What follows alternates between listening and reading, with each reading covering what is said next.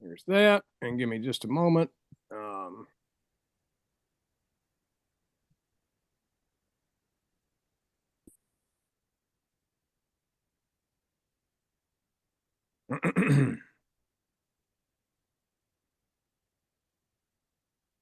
Yeah, we'll click share.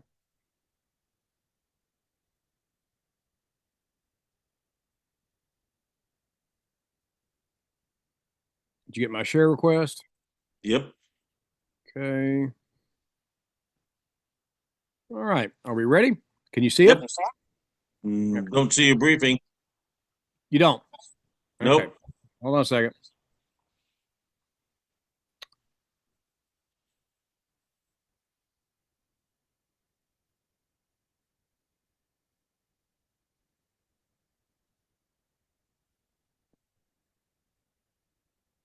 Are we there? Or much we see all the slides of your briefing now. Yeah, we're there. All right, Okay. you got Perfect. it. Okay. Very good. Okay. So this presentation is mostly going to cover the action in the cornfield in the morning.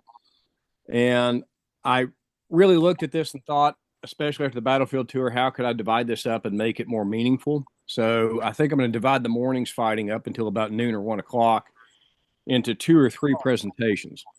And this is going to cover everything that leads up from the night before to the end of the cornfield before we get to the attack on Sunken Lane or Bloody Lane. Okay.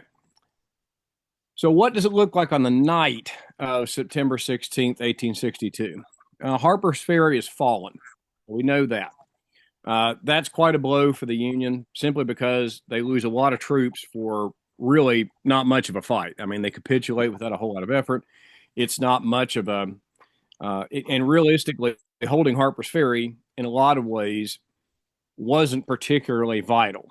I mean, granted, it's the confluence, the Shenandoah and the Potomac, but it really wasn't a particularly vital spot. They could have done without it. You know, I realize this is all retrospective.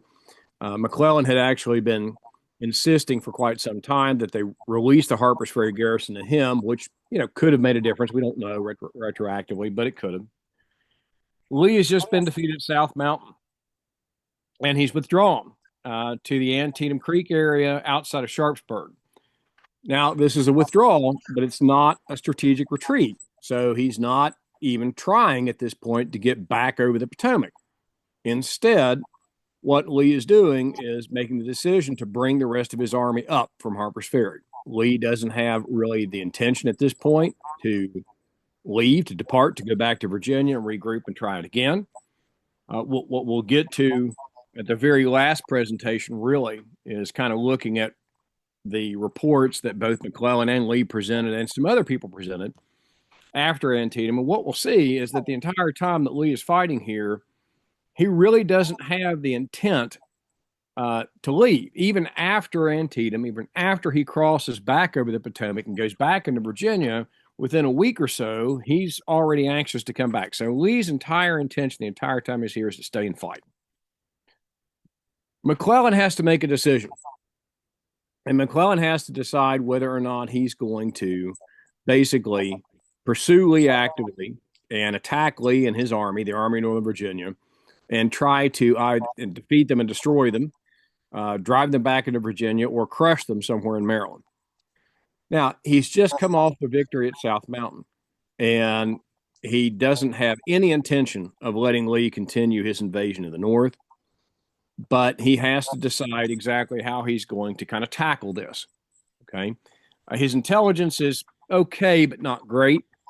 And the Army of Northern Virginia, the Army of Potomac have some units that are not, I wouldn't quite call them mixed together, but south of Antietam, south of Sharpsburg, there are Union units and Confederate units in close proximity near Harper's Ferry, federal units that have not capitulated, that are part of the Army of the Potomac mostly. So McClellan has a pretty good idea that Lee's army is rather spread out at this point. He knows there's been action at Harper's Ferry. He still thinks that Lee's army is enormously big, at least from every bit of information we have. That's certainly what he thought. That's kind of textbook McClellan from what we know of him. But Lee's big disadvantage is number one, his army is actually much smaller, about half the size of the Army of the Potomac, and it's dispersed. So, one of the interesting things about Lee's generalship, if we follow it all the way from 1861 through 1863 and really into 1864, is he never really hesitates to divide his army and send it off to do separate missions. Now, in Lee's mode of thinking, kind of really in this sort of Napoleonic mode of thinking, this makes sense. Each corps really is theoretically able to handle itself at least for a limited amount of time until the rest of the corps can converge for a major engagement. But when his corps are smaller and his army is smaller, this also always presents a perpetual problem for Lee because his corps will never face most federal corps on even terms, and his army will certainly never face the Union Army on even terms. And it's arguable, I think, and intelligibly so, that Lee is taking more of a risk in all of these engagements than his Napoleonic predecessors did, specifically Napoleon, which I'm sure is the person really most in his mind at this point. Now, there are a few possibilities here. Number one, Lee can consolidate and continue. And realistically, this really seems what's most likely on Lee's mind. If not, why does he not go back across the Potomac when he can? Why does he not, hold Sharpsburg, hold the fort areas, and go ahead and go back across the Potomac? But he doesn't do that. Lee could conduct a strategic retreat. He doesn't do that. He can consolidate and continue, which really seems to be what's on Lee's mind. He's not moving. Okay. He does move away from South Mountain, but he's got Crampton, Fox, and Turner's Gap. He's defeated in 2 out of those 3. He's got his army at that point divided up into 3 pieces. He can't hold the gaps. Those units have to come back together. Now, McClellan can engage. Now, again, I think based upon McClellan's record, some of the things he wrote, but really a lot of what happens after the war and really after September of 62, we somewhat fairly misbranded McClellan because certainly at South Mountain and definitely in Antietam, McClellan does take that option. He does not hesitate to attack. And McClellan is taking this opportunity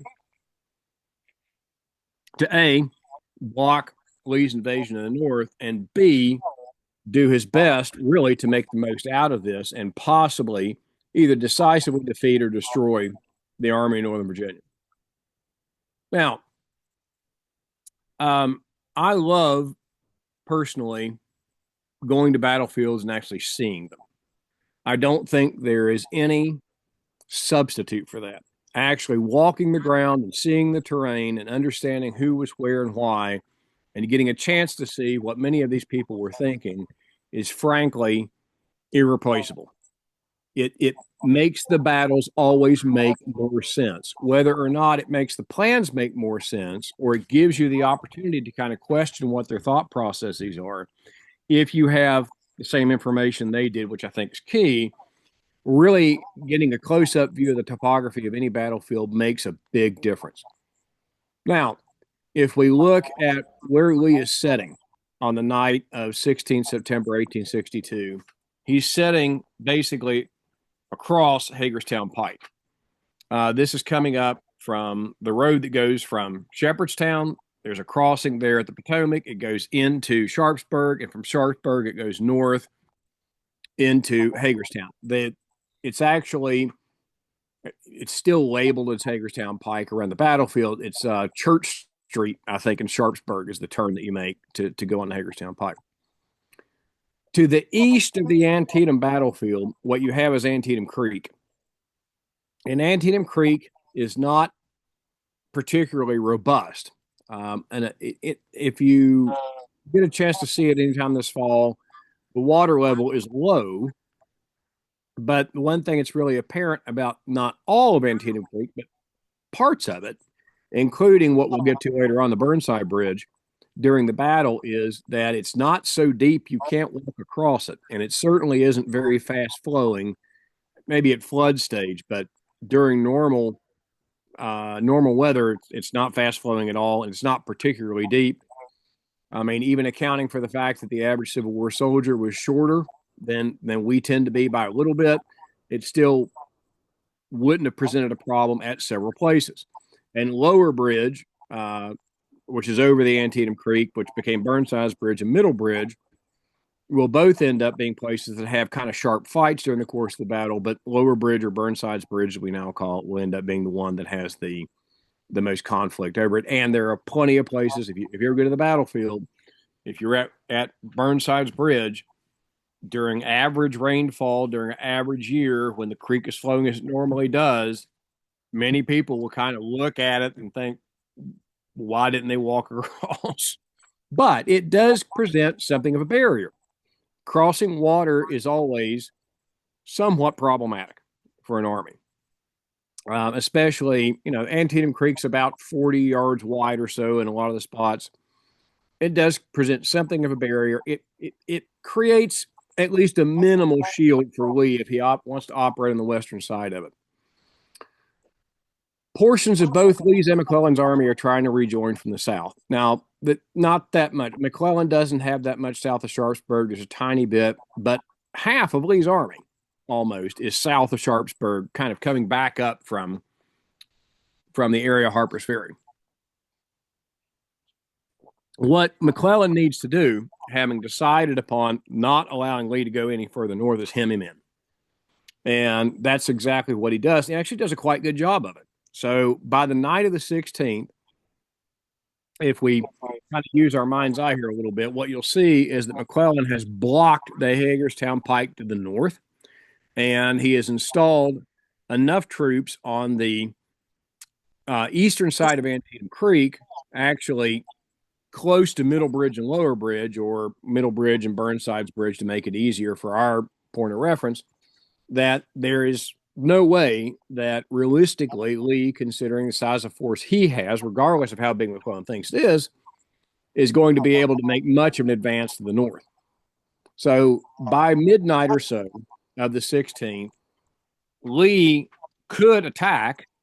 That's true. But considering the weight of troops against him and the fact that McClellan has actually positioned his army quite well, Lee's only real option is to stand and fight or go back across the Potomac. And that's going to kind of draw us into the 17th. Again, Hagerstown Pike is blocked, actually by almost 3 corps at this point.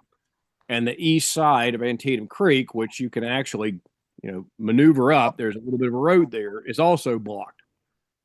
So Lee's option at this point, or what he's going to be forced to deal with on the morning of the 17th, is a massive attack by McClellan. Now, we discussed the fact that McClellan boxes Lee in. Again, blocks the Hagerstown Pike, occupies the east side of Antietam Creek with strong forces. Another thing he's going to do is establish lookouts on high ground around Antietam that have clear fields of view to give fast updates. Now, I don't want to use the phrase real time because that's not quite accurate, but close to real time. There's going to be an observation tower on one of the hills that can see, down into what basically is the outskirts of Virginia, and give McClellan a good amount of notice as to what's coming up from the south. And during the course of the day, part of the day actually on the 16th and then all day on the 17th, this observation post is going to feed McClellan a stream of information about what's going on to his south. So he knows in fairly good detail for 1862 what Lee's forces are doing to the south. During the night of the 16th, as the forces get closer and closer together, the infantry and artillery of both sides, especially to the northern side, so around what's now Dunkard Church, the cornfield where the visitor center is, both opposing forces are going to come within probably 100 to 200 yards of each other. Now, that's a little bit arguable, and I've actually kind of tried to figure this out in better detail, and I'm still kind of working on it. But I can say pretty concretely they're within 300 yards of each other, which isn't very far. The pickets are certainly very close to each other, and both sides are going to set up artillery on fairly advantageous high ground, at least at the time the artillery is mounted, to give them a good view of the battlefield fairly early in the morning. And Antietam is probably going to be the first battle of the Civil War where artillery is going to have just a tremendously devastating effect on the battle, especially at certain points. Now, the other thing to keep in mind about Antietam, I think, is this, and this is something that goes really beyond the strategic view of the battle, which is that Antietam and Shiloh, both in 1862, are going to be an extremely brutal introduction to what the Civil War is really going to be like, rather than what people imagine the Civil War would be by the time we get to them. And that basically is predicated upon the amount of casualties that are taken during the course of both battles. Shiloh basically is more or less a 2-day battle. Antietam realistically is a 1-day battle. We could argue ad infinitum about the ancillary actions that occur for the 16th and the 18th and so on, but the 17th is the day we're really focusing on. So both forces are close to each other by the night of the 16th. Jackson's come up from Harper's Ferry. His troops have marched most of the evening, and they are now holding basically Lee's left flank, situated on the Hagerstown Pike, north of Sharpsburg. Again, Lee stays to fight. Jackson put his foot cavalry. So, have you heard that term? If you've never read the book by Worsham, one of Jackson's foot cavalry, it's a really good little memoir. It'll take you a long Sunday and a few cups of coffee to get through, but it'll give you something of an idea of how people felt about operating the way, especially the average foot soldier felt about operating the way Jackson wanted them to. He marches long into the night. Most of his troops don't get into place until after dark. They're in place before the morning, but they're also quite tired. Again, and I've mentioned previously, all of this marching and this rapid marching over long distances in moderate temperatures. I mean, it's not too bad. The temperatures are fairly moderate at this time of year in Virginia and Maryland, but it again is an extreme amount of exertion. The other thing to keep in mind is that Lee's army, the bulk of Lee's army that Lee has with him, so Longstreet, for instance, they've just retreated from South Mountain where they've been soundly defeated. And the other thing to understand is, and I've touched on this before, but before this battle starts, they're already going to have logistical problems. Everything from ammunition to food to clothing, just before the Battle of Antietam, is probably Lee's biggest logistical crisis of the war, at least until late in 1864, early 65, when he's pinned in around Richmond and forced to dig in at Petersburg. The remainder of the Harper's Ferry forces will trickle in during the course of the 17th, during the course of the battle. And again, one thing to keep in mind is there is a severe straggling problem. And this is due to a number of factors. And look, it's not at all illogical to argue that it's not just the physical factor of rather extreme marches of over 13, 14 miles a day, many days, but the fact that the men are ill-shod, ill-clothed, and the other thing that's really important here is ill-fed. A large part of Lee's army has nothing to eat except basically parched corn. So they're making, basically, what do you call it? I'm trying to more or less like porridge out of it and eating it, or if they have a little bit of, some of the units do have some bacon and they're cooking the bacon fat and they're making like cakes out of it, but that's it. And many of Lee's units, when they arrive at Antietam, will have not eaten for a day or 2 days, or in the case of Hood's men, 3 days by the time they arrive there. So this is not an army that has really honestly maintained itself very well by this point. On the flip side, although the Army of the Potomac under McClellan has uh, just fought a battle at South Mountain, obviously you've had federal forces defeated at Harper's Ferry. They don't suffer from those particular problems. They are well fed, they're well equipped, they're well shod, and they are going to have, even after the battle at South Mountain, ammunition left. And we'll talk about that in a minute, because toward the end of the battle, this starts to be a bigger issue. Now, this fight's going to begin very early. I actually double checked because I wanted to see at what time sunrise was at Sharpsburg, Maryland on September 17th, 1862.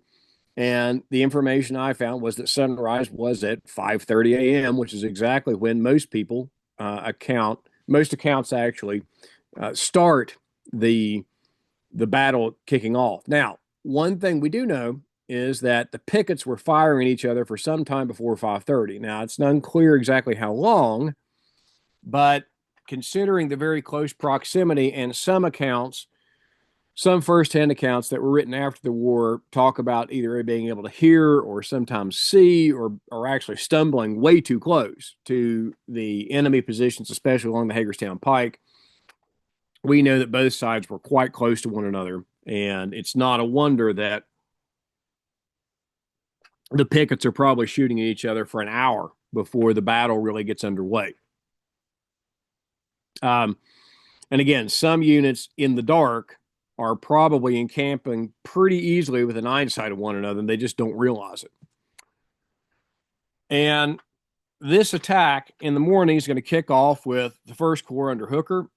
Hooker's part of the First Corps is going to attack south down the Hagerstown Pike against Jackson, who is going to be in place with his troops. Now, his troops are tired, but one advantage they do have is they do have pretty good possessions in the morning. Artillery of both sides is going to have and some of the artillery is going to come up in the middle of the night, and they're going to kind of have to guess as to where they need to be set. But they're going to find positions on some decent high ground around what's going to be the early morning battlefield, and basically set their guns as best they can. But both sides' artillery are going to have a decent view of the area, and one of the things we're going to see early on is that both sides are not going to hesitate to move their artillery and put it in a more advantageous position, especially as this fight gets a little bit hotter and a little bit hotter. One of the things that is going to be kind of a bonus or an advantage, really, of federal or Union artillery is that there are going to be more of them, and they're going to be a little bit more well supplied with ordnance than the Confederate artillery will. And again, if you'll refer back to my previous presentation, one of the advantages also of federal artillery is that it's going to be more modern. And realistically, through most of the war, this is going to be the case. While there are still going to be 12-pound smoothbore Napoleons in federal artillery, that's going to be, in a lot of ways, their second-rate gun. In some ways, they're going to have 3-inch ordnance rifle Parrott guns. They're going to have some 20-pounder Parrott guns, which are pretty impressive performers for 1862. And federal artillery is going to play a very important part in this battle, as will Confederate artillery. But I think really, if we were to tear this apart bit by bit, which we may do later down the road, the federal artillery, at least in the first part of the battle, is going to be far more telling. Now, when we talk about the cornfield as military historians, if you just say the word cornfield, everybody knows exactly what you're talking about, and they mean the cornfield at Antietam. And Hooker and Jackson are going to clash in the cornfield very early in the morning, between 5:30 and 6 o'clock. And during the early part of the battle, because a lot of the artillery kind of placed at night, and didn't have, again, some of the gun positions are good, but some of them aren't. Some of them have a good view of the battlefield, but the battle develops rather quickly. and it puts them in a position where they don't have such a good view. And both sides are going to bring up artillery up closer, in closer proximity to each other. And during the course of the battle, rapid movement artillery followed by effective fire will be a notable feature. This is where the term artillery hell is going to be coined. Is actually the first 4 hours of this battle between 5:30 and 9:30 in the morning, and focused on the area around the cornfield, where in the beginning, it's going to be the First Corps that's going to clash with Jackson's men. And then as the day goes on, actually hours go on, the day is really not even appropriate. We're going to see two more Federal Corps stack up behind and around them. And then parts of those other two corps are going to engage in this. Now, the other thing to keep in mind is this, and sometimes when you look at the map of Antietam, we tend to think, I think most people tend to think north-south oriented. But if you look at the way that Lee's forces are arrayed, where Jackson is on that northern part, and Lee's line extends really kind of more southward. That is Lee's kind of extreme left. And the reason that this cornfield fight, or one of the reasons this cornfield fight is going to be so incredibly intense, is because of the weight of the assault that falls on it, and the fact that once this assault hits, it's going to be readily apparent to everybody involved with it that Lee's extreme left is under really severe duress, and during this 4 hours is always under the risk or at the risk of collapse, which would be tragic, because then that opens Lee's entire interior lines up in a north-south oriented line that's headed back down toward the river, would put Lee in an extremely awkward position. Now, there are some excellent blow-by-blow accounts of the cornfield, and if you want to read through the entirety of them in one place, I have to go back to Scott Hardwick's book, I Dread the Thought of the Place, because it is the best consolidated view of the action in the cornfield I have ever read, and I really don't know that anybody will ever improve upon it. But there are parts of Antietam, just like Gettysburg, that if you like, you can go minute by minute almost now, due to the scholarship on it. But our purposes here are really to kind of break this down into a more digestible bit, and allow some time at the end for a little bit of analysis to connect us to the next section of the battle, and then probably some questions. The cornfield, as most of you probably know, is a very seesaw battle. The first assault from First Corps hits very hard, and it ends up dislodging the initial Confederate defenders and pushing them back through the area of the cornfield. Now, what's going to happen is that Jackson and Lee ultimately are going to be desperate to hold on to this stretch of land. And if you, again, refer back to the orientation of Lee's lines, which are really kind of more north and south, with Lee's left wing kind of holding across Hagerstown Pike, if he loses this before he can get the rest of his troops up, and he can't hold the rest of the battlefield, there's going to be a serious problem. And McClellan and Hooker are determined to break through here. And there's going to be about 2 hours of heavy fighting back and forth, just this total seesaw back and forth of the cornfield, where both sides are going to bring their artillery closer. At one point, Federal artillery is going to fire over the heads of Federal infantry, and basically tucked into a low swell in the ground, with canister and shell at relatively close range, which at canister, there's a certain amount of danger doing that, even more so than shell, obviously, if you know how canister works, to start sweeping some of the Confederates from the area of the cornfield and pushing them back into what we'll now refer to as the West Woods. So this is one of three really desperate fights that are going to occur at Antietam. two of which are really more important than others. The Cornfield and Bloody Lane or Sunken Lane arguably are more important than Burnside's Bridge for a number of reasons we'll get into later. But this is going to be the first of them. And when the First Corps starts to gain advantage by about 7:30, and 12th Corps comes up, the fighting is going to be, Lee's left flank is going to be pushed out of the area of the Cornfield and Dunkerchurch and back into the West Woods. And what is going to happen at this point is that Jackson is going to launch a vicious counterattack with some reinforcements that have begun to come up. And Hood's men have been stuck in by this point, and who had been at that point up at 5:30, 6 o'clock in the morning. Hood's men, for the first time in 3 days, are cooking breakfast. It's the only food they've had for 3 days, when in the middle of cooking, they're called up to fight in the area of the cornfield around Dunkerchurch because Lee's left flank is beginning to collapse.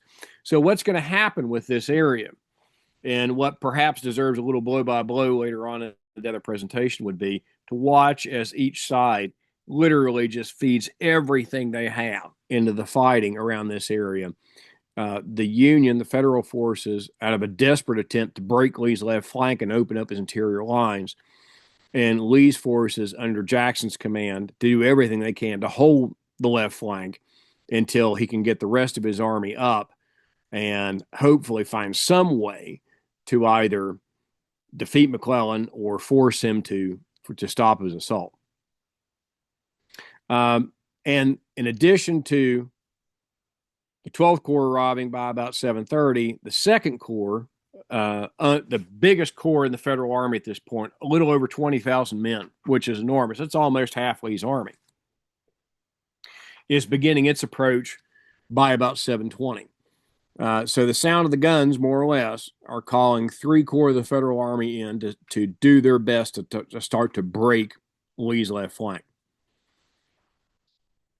Now, the casualties on both sides are absolutely tremendous. They're going to have 2 Federal Corps commanders who are going to be wounded or incapacitated during the course of this fight. That's how intense it will be.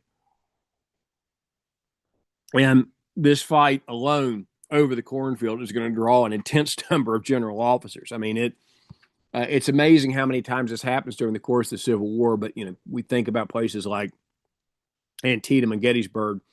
And indeed, I think the one that really comes to mind for me the most, which would be a great topic later on, is Franklin. And the number of general officers is going to draw in casualties you get out of it, but it's pretty tremendous. And we'll talk about the casualties specifically later on amongst general officers and regimental officers, which is a truly impressive set of statistics to actually analyze for Antietam. And although Confederate forces continue to be aggressive, their numbers dwindle quickly, and Union forces continue to arrive. So the Confederate counterattacks, especially in the West Woods, are going to get more and more desperate as the day goes on. And they are, in fact, actually successful. Now, the West Woods fighting is going to be tremendously difficult. And a lot of the units from 12 Corps and some from 2 are going to be drawn into the fighting at West Woods and suffer heavy casualties. But ultimately, they're not going to be able to completely unhinge that flank. And it's due to these really desperate counterattacks that Lee and Jackson are able to hold that really massive federal force off. They're paying for it. The flank is holding, but the number of men that are being consumed to hold that flank is pretty tremendous on the part of the Army of Northern Virginia. And the artillery fire, especially the federal artillery fire, as the Union Army brings more and more and more guns to bear, is beginning to be really telling. Now, this is a fact to kind of keep in mind, and I want you to take a note on this and remember this for down the road when we get to talking about the battle up toward the evening. Both sides have expended a tremendous amount of artillery ordnance and small arms ammunition by 9 o'clock. So by 9 o'clock, you've been fighting for about 3.5 hours in the northern part, so up around the cornfield in the West Woods. On the federal side, you've got 3 corps engaged, and then you've got Jackson's Corps, and then all of these ancillary units that are being pulled in and some that are beginning to trickle in from Harper's Ferry. And what Lee and Jackson are doing is throwing basically everything at this fight to make sure that that flank stays secure until Lee can consolidate most of his army and hopefully during the course of the day bring more of his army to bear against the Army of the Potomac. And again, in Lee's mind, find some way to defeat McClellan. And again, 3.5 hours, you've already burned through a lot of ordnance because they've just fought at South Mountain, and the Confederate Army has just and has already fought it at and expended a lot of its ordnance also that was down at Harper's Ferry. And they've both been fighting actively over the past few days. So this is not going to be like Gettysburg, for instance, where there's some light skirmishing here and there, but both of these armies are going to converge on each other without any notable amount of fighting in the days previous. So they've already gone through men, they've already gone through materiel, and most importantly, for both armies, they've gone through a lot of ordnance, and they've already expended a tremendous amount by about 9:30 in the morning.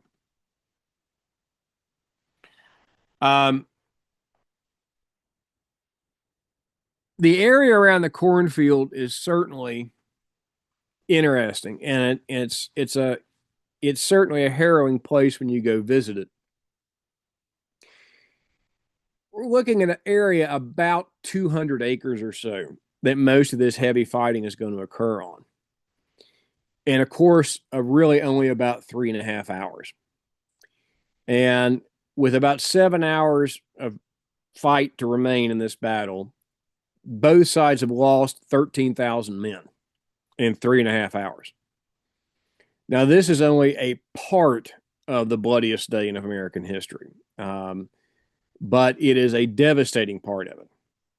And again, there were multiple accounts from the period, and if you do the math on it, it kind of makes sense that said that there were many places around the cornfield, around Dunker Church, the West Woods, what's now the visitor center, that you actually had to walk carefully because you could basically step from corpse to corpse to corpse and never touch the grass.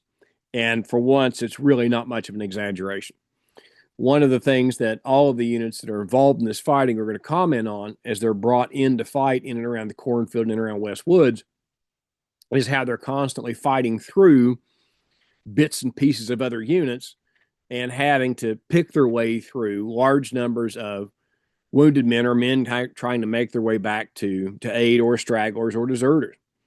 Again, this is one of those areas where you're just going to find a tremendous concentration of people in a short amount of time. We're going to see that in other battles, of course. Gettysburg at parts, Spotsylvania is one that deserves a good overview kind of on this basis. But this is going to really shock the American public on both sides by the end of the day. And when people start reading the account of the cornfield, it's going to basically solidify its position in American history very early on.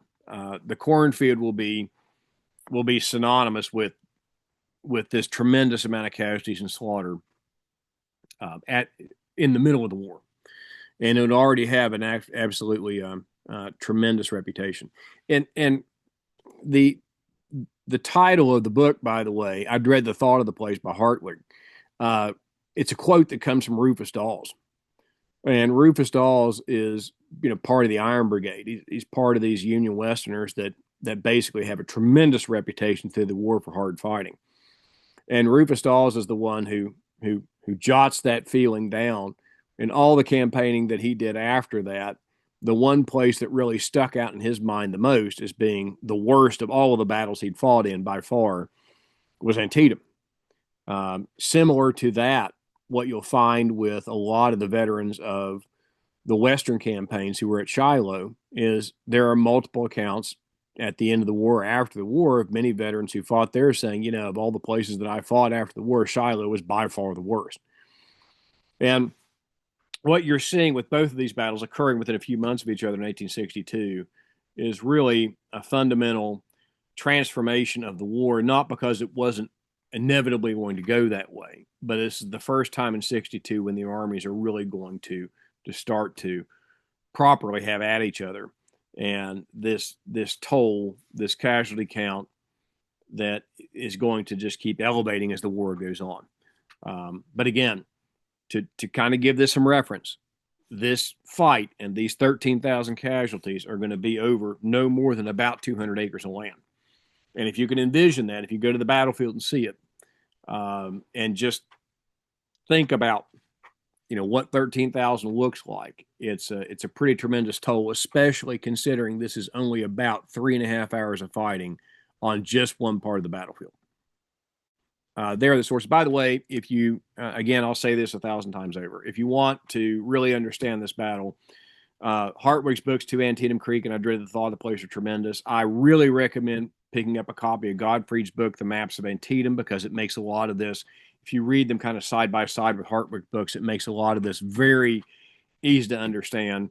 And the Maps book series from the Civil War are vital, really, if you intend to do a lot of topographical studies and battlefield studies when you go. Thank you very much, and I'm open to questions.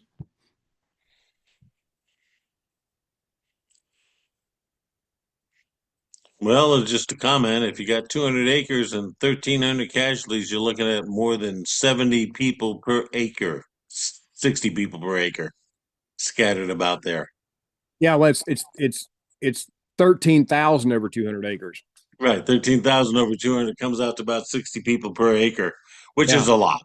I it mean, is. if you can, I live on an acre of land. If you could picture, I can picture 60 bodies laying out around my house. It'd be a nightmare scenario. Yeah, And of it would. course, you got to picture that some of those are a lot denser than other spots. Yeah, it is, and I mean, you're going to find spots, especially the cornfield seems to be.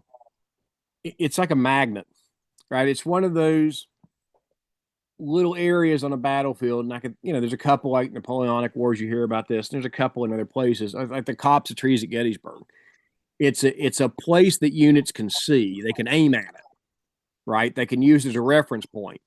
And what happens, in my judgment, and I think the judgment of others, and I'm not laying claim to this as being an entire original thought, is when we look at a lot of Napoleonic or Civil War battlefields or 18th century battlefields, the reason that the fighting tends to get so intense around some of these places is because it gives armies something to aim at, and it gives them a reference point. And when the outcome of the battle or the tactics at the time are really predicated upon the ability to maneuver units and deliver a high volume of fire and keep the unit together, these reference points make sense. And the cornfield itself, the area around Dunker Church and the West Woods are really just a product of that. Now, do we have any breakdown of those 13,000? How many Union, how many Confederate, how many killed, how many wounded? The numbers are about half and half. I don't have specifics with me right now. I can get those Okay. for the next time, and I'll put those in the next time for you can see it.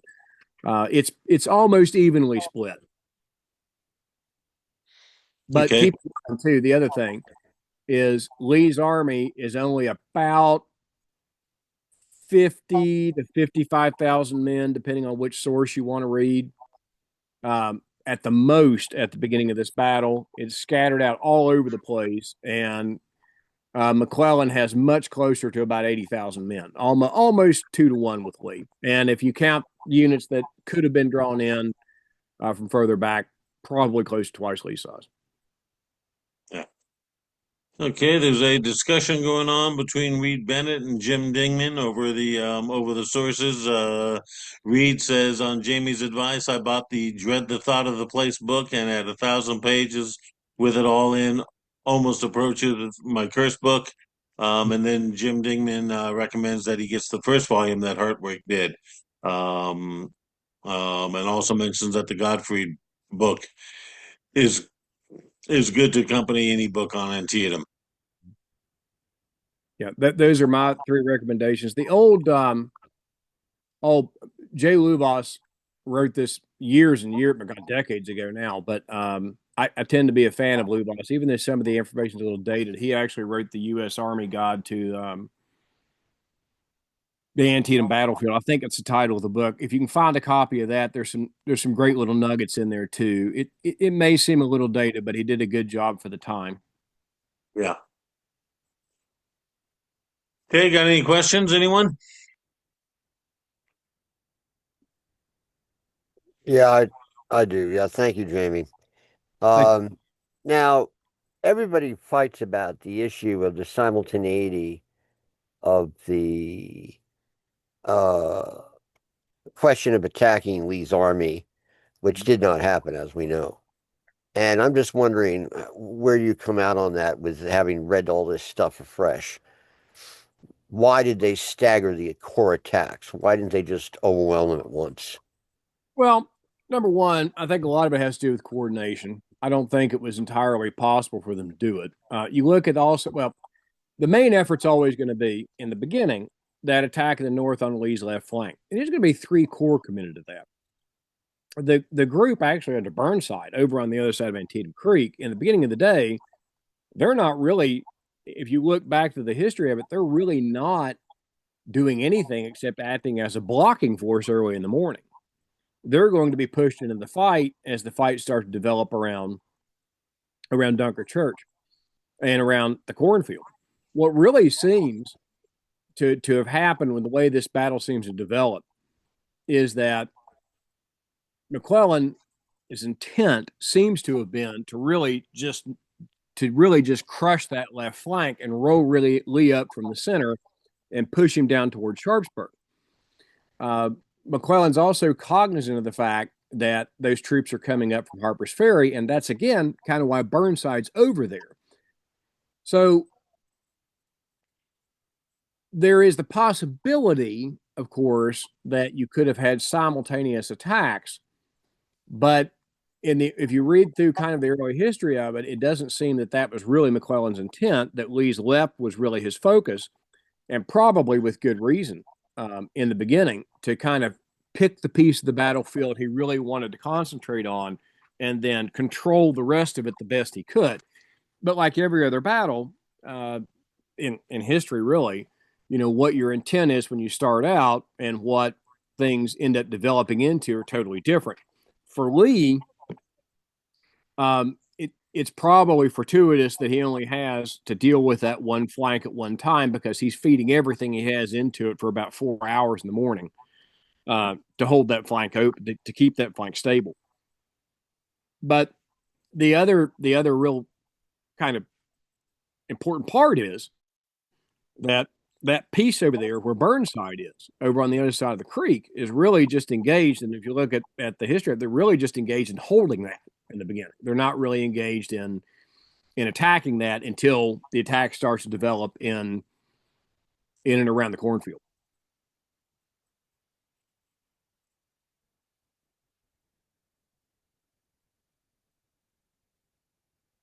Okay.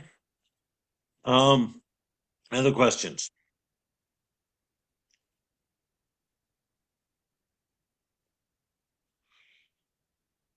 Okay, there's a question here from Reed Bennett. I gather he's not in commo with us, so he's texting. And he says, in all the smoke and noise, how were the units controlled? Okay, well, that's an interesting question. So the colors of the regiment were normally going to be in the center of the regiment. Okay, ideally, that's where the colors would be. And the regiment, however big it was, because by this point in the war, a Civil War regiment on either side was reckoned to be a fresh regiment with all of its company of men. Is infantry is normally about 1,000 men, with a varying number of companies depending on how they're organized and what state they're from. I mean, that's where it gets a little confusing. Most of the commands are given via voice. And although things like drums and bugles are used to both keep the pace and to transmit orders, most of the men are actually going to listen to voice commands. The voice commands are transferred or go from basically the top to the bottom. So theoretically, the Army commander tells the Corps commander, tells the division commander, tells the brigade commander, tells the regimental commanders what's going, and the regimental commanders and the brigade commanders act based upon the intent of their commanding officers. One of the big problems is that, and you'll see this at Antietam, it's going to happen in a big way, actually, probably in our next presentation, is that it's not always easy to hear what's being said. And although you will have, theoretically, the colors and the regimental officers and the people giving commands within close enough view of another and earshot of another to actually work coherently together, that doesn't always happen. The other thing that's going to happen as far as unit organization that we're going to see during the American Civil War is, with the colors really being the guide point of the unit, as the colors fall time and time and time again during heated combat and the units try to move and shift and reorganize, the colors don't always end up where they're supposed to be. So, this is a very different environment that really lacks in a lot of ways in the technological ability to transmit an order on a battlefield that's intensely noisy. To give you an idea, and these don't happen as much anymore as they used to, but if you ever get a chance to go to a Civil War reenactment, to just go see it, get in close when they're firing volleys of musketry, especially if they've got artillery close by and everybody's firing, and try to listen to what's going on. And it's difficult. And that's why you see so many points during the American Civil War where command and control breaks down, because it's just a technological weakness of the time that they're working within the capabilities they have. And due to the chaos of the battle, focusing on firing, focusing on the enemy, and then trying to listen for the commands that often is not or verbal in the midst of all this, it's not uncommon for units to lose their cohesion, either temporarily or sometimes completely. Okay, Reed Bennett is asking about problems between the command or communicating command between Army to Corps and Corps to Division. Okay. Army Corps, Corps to Division. Okay.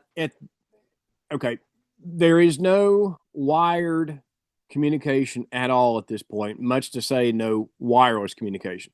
There are, by this time in the war, by this time in human history, of course, you have the telegraph, but the telegraph wires are not going to be laid between Army Corps, Corps Division, that sort of thing. At Petersburg, that changes a little bit, but for this sort of a battle, no. So everything is going to be done basically by courier, written orders, or word of mouth. And written orders and word of mouth also can be, especially considering that they're going from, there's going to be a time lag most of the time between the transmission of the order and the receipt of the order. You've got a couple of big problems. Without that real-time communication, the battle can have changed by the time the order is received if the commanders are not in close proximity. The other problem that occurs during the Civil War, during every other war, even in modern warfare, is, well, what does he mean? And there are going to be times that the intention or the verbiage or the translation of the verbiage is a little unclear. And again, for my British listeners, I'm using the American meaning of the term verbiage, which means the words that we use in the message we're trying to transmit, rather than the British term of verbiage, which kind of means nonsense in a lot of ways, which I learned the hard way when I was writing my dissertation at Wolverhampton. That, it also, are you interpreting it the way your commander intends to? Is the language clear? And does the language still apply by the time you get the order? So lots of time there's that lag, and that creates problems. Okay, Reed's got another question. Uh, was there any structure for reporting back up, or even officers stationed behind units at each level? For reporting back up, yes. And actually, the way that this was supposed to work is that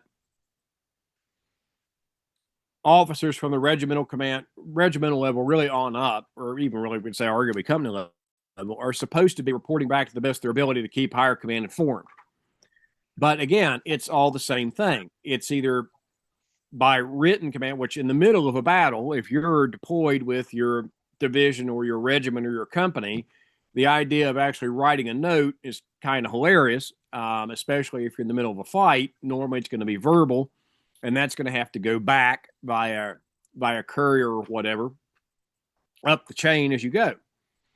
And again, the other thing that I would really like to suggest that goes into this is, and I think this is often where we see some delamination in the American Civil War, is if you ever play the telephone game when you're a kid. You know, you sit in a circle and I'm going to start a message on this side and and and it's going to go all the way around. Well, how many times does that message change when it's just a verbal statement? And how many times does the perceived maybe intent or meaning possibly change too? So communication is going to be an issue during the course of the Civil War. And there's going to be multiple times, not just Antietam and other places, where either slow communication, misinterpretation. I mean, in the modern world, yes, you've got signals interference and signal jamming and all that great stuff. But, the other big possibility you've got is here, telling your courier or messenger, go back to the colonel, go back to the general, tell him this is happening, and your courier gets 20 steps away and he gets hit with a mini ball, and your message just stops. Okay, so again, communication, command control communication during the American Civil War, although there's going to be a number of big improvements that will happen during the course of the war, is still going to be not it's still going to be subject to a lot of misinterpretation, and b, the human frailties of actually being wounded in the process, or c, just lack of clarity.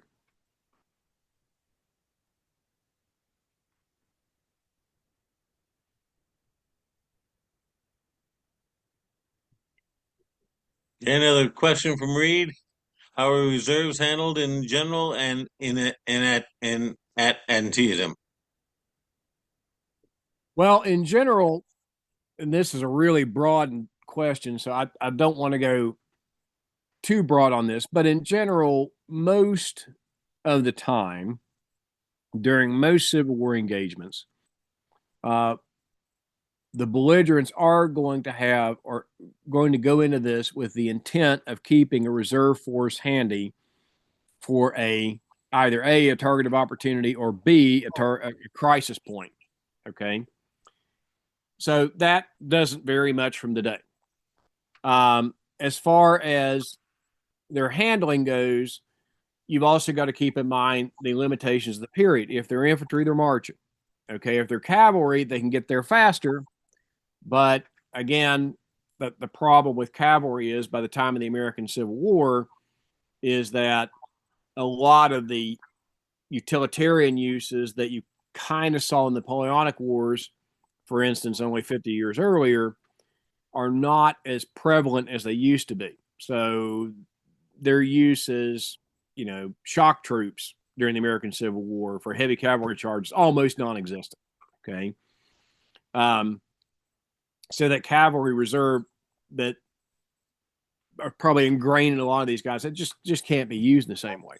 Artillery is another story. And in broad strokes, again, during the American Civil War, although both sides will try to bring as many guns to bear as quickly as they can on the points that they feel need the concentration, both sides will also hold something of an artillery reserve in most battles, again, for commitment at decisive points, either at a breakthrough, as we would probably refer to it, or B, the defensive crisis.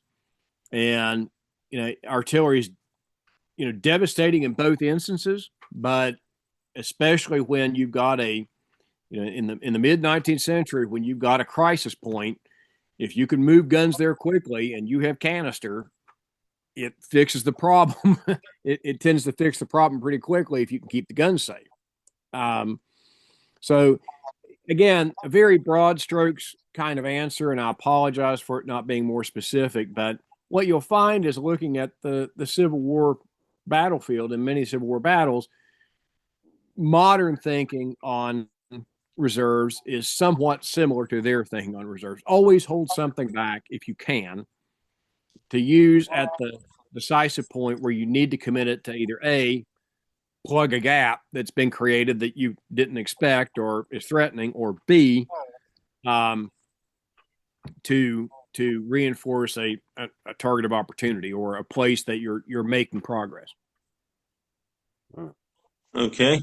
Now you only got till 9:30 in the morning on this on this discussion. What's your plans for the next couple of discussions? We're going to go to 1 o'clock the next time. Okay. And, I think what we're going to do is go to 1 o'clock or 2 o'clock the next time. The next discussion will be, I think we're going to go ahead and do Burnside's Bridge the next time. And then we're going to do my favorite, which is one of my favorite little microcosms of any Civil War battle, which is Sunken Lane, and how that fight develops. And then toward the end, I think we're going to stretch it out again and do a little overview of what's happening about 3 o'clock, 3:30, because at that point, both armies are kind of maneuvering without a lot of heavy fighting, with a little bit of heavy fighting that goes on about 4 o'clock, and then look at what happens there toward the end of the battle at 5 o'clock, and where both the armies are stationed, what everything looks like, what their situation is, and then start to look at why McClellan doesn't attack Lee at 5 o'clock in the afternoon, which has been the perennial criticism of McClellan.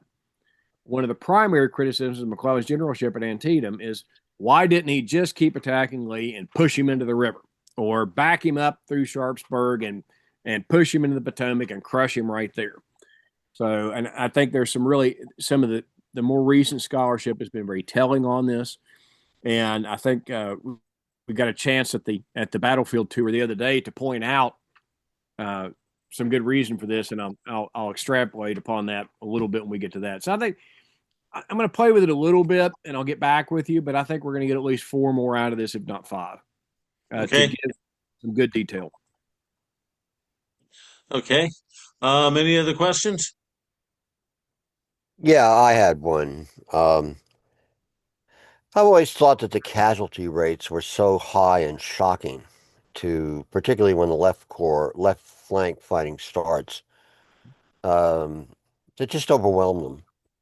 And I think, I'm just wondering what your thoughts about that, because, this is like it's not like they've experienced these casualties before. I mean, they've experienced them in the Peninsula Campaign and other battles. But I just always wondered, when you read about the fighting in the morning on the left flank of the Confederate Army, the casualty rates are so high that I just think these units were just like, they were trying to go get their wounded buddies and things like this. I'm just wondering. That thought just popped up in my mind as you were talking about this, because I'm wondering what you think about that issue, the casualty issue. Well, I think we look at it from 2 different perspectives. Number one, why are the casualties so high right there? And number two,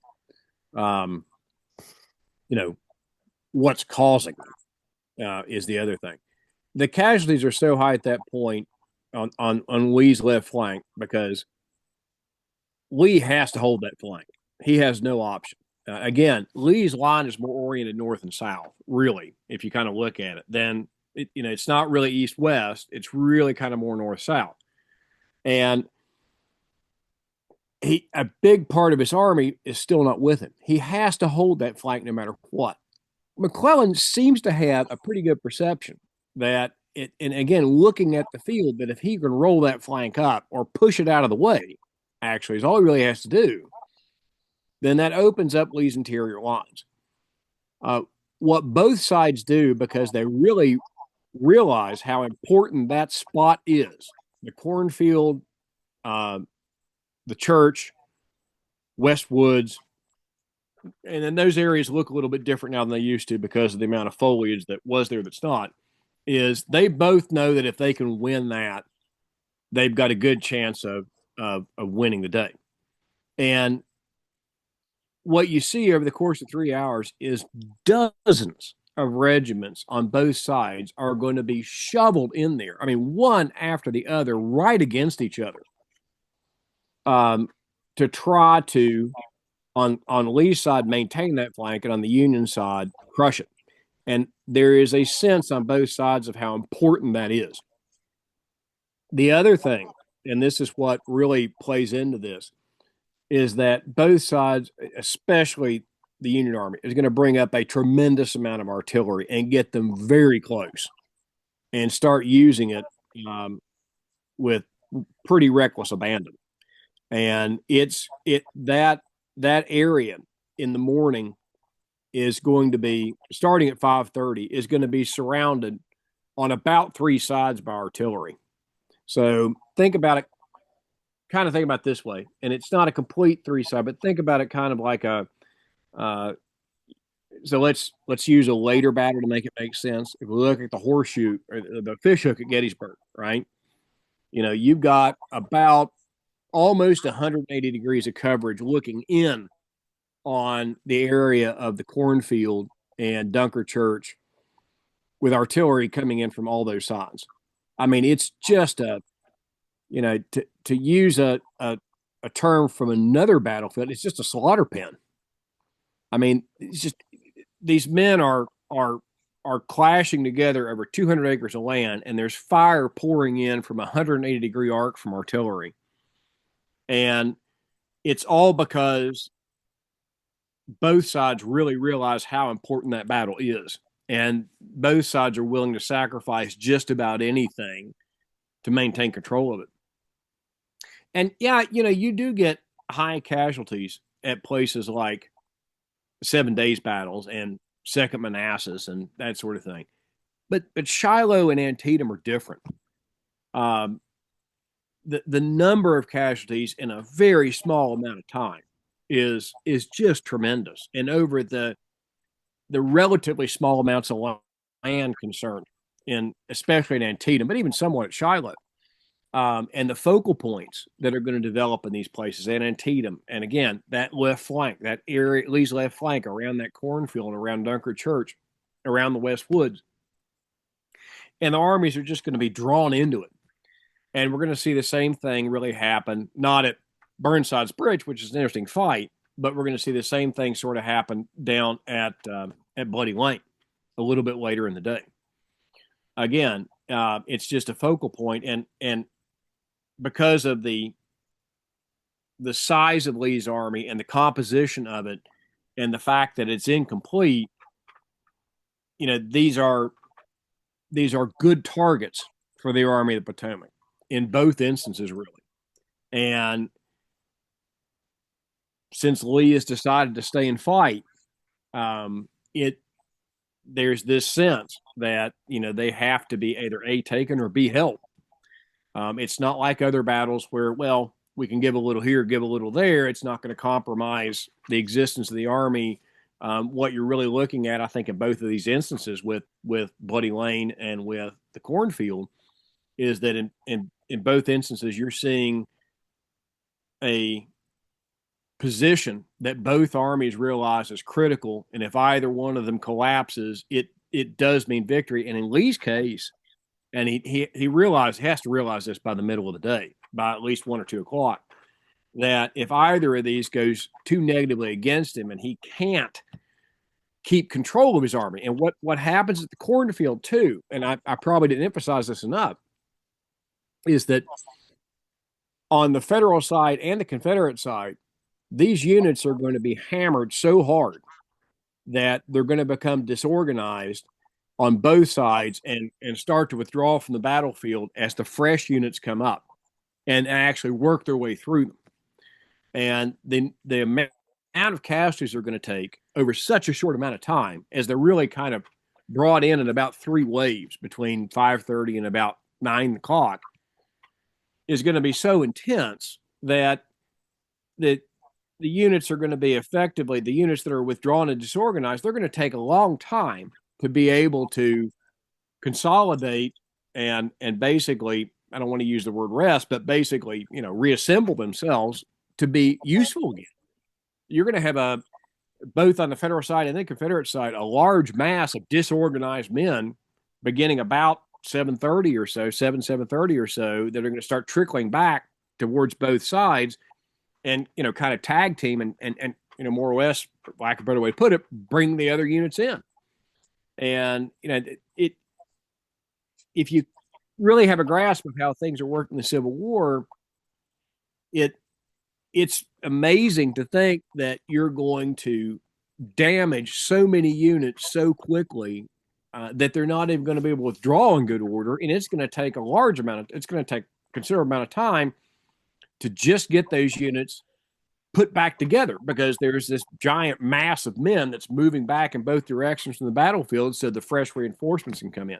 And again, I think that really speaks to the ferocity of the fighting in that area, and the fact that both sides really realized, first thing in the morning at the cornfield, Dunker Church, West Woods, that this fighting was critical, and if one side could carry it, it could win the whole day right there. And again, thus the intensity of the fighting and the committal of every troop that anybody can put their hands on. Yeah, thanks. Okay. Any other questions? Well, thank you, Jamie. The next presentation will be Monday after next, 2 Mondays from now. And I gather we'll keep doing this every other Monday for a while. We might have to skip for Christmas, but this Yeah. will probably continue, continue into January. I'll repost up a revised schedule week after next. Catch y'all later, and I'm going to stop recording. Thank you.